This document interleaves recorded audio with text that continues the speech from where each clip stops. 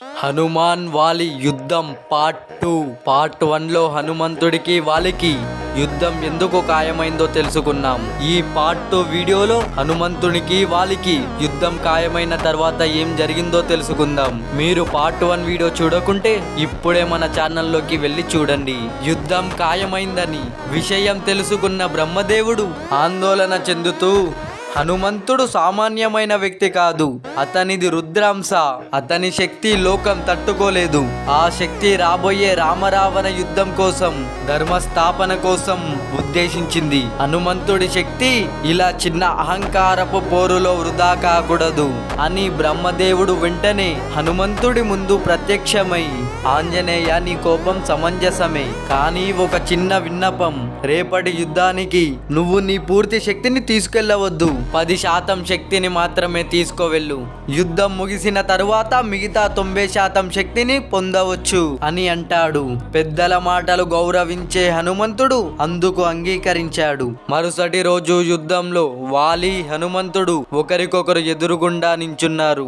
వాలి ముఖంలో అహంకారంతో నిండి ఉన్న చిరునవ్వు, హనుమంతుడి ముఖంలో ప్రశాంతత.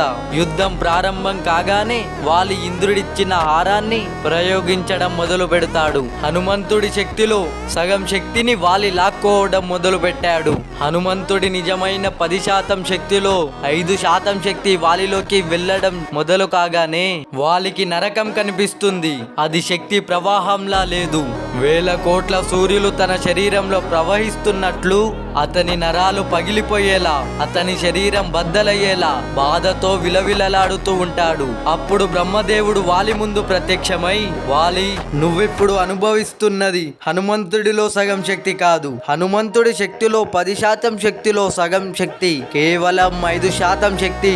ఆ శక్తికే నీ శరీరం తట్టుకోలేకపోతుంది.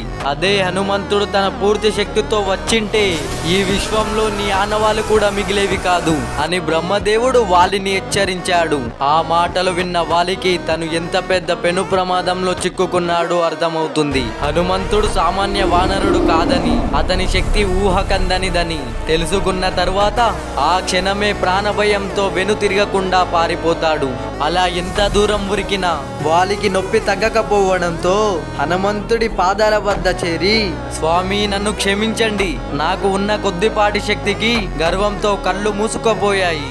ఇంతటి శక్తిశాలివి ఎంతో వినయంగా రామభక్తిలో ఉండగా నేను అల్పుడిని, ఎంతో అహంకారంతో ప్రవర్తించాను అని పశ్చాత్తాపంతో వేడుకున్నాడు. ఈ కథ మనకు సత్యాన్ని నేర్పిస్తుంది. హనుమంతుని శక్తి తన కండరాల్లో లేదు, రామ భక్తిలో ఉంది.